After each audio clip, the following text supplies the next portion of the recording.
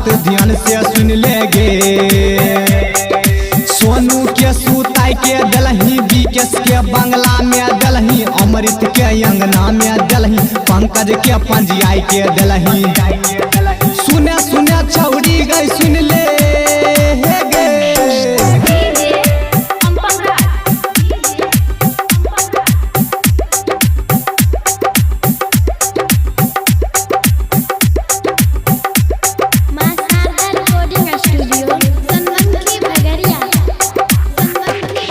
सुने सुने छौड़ी गई सुन ले गे। सुने सुने छौड़ी गई सुन ले, हमार बात ध्यान से सुन ले गे।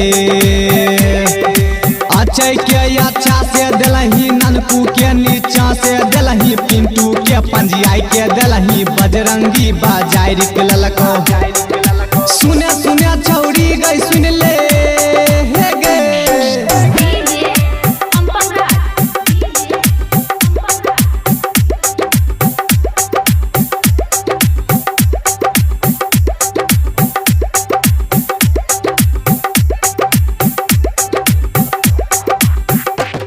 सुने सुने छौड़ी गई सुन ले गे। सुने सुने छौड़ी गई सुन ले, हमार बात ध्यान से सुन ले गे।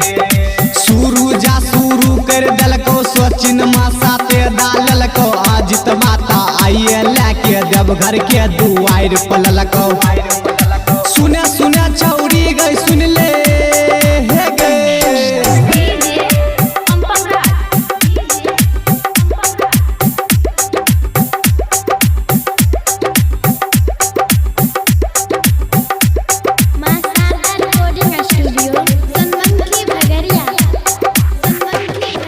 सुने सुने छौड़ी गई सुन ले गे।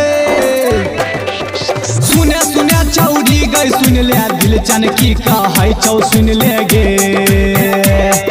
संतोष बासु ताई के ललको, पंडा पटियाई के ललको, मंतोष तोरा मानाई के, रोहित बाराई ते भर ललको।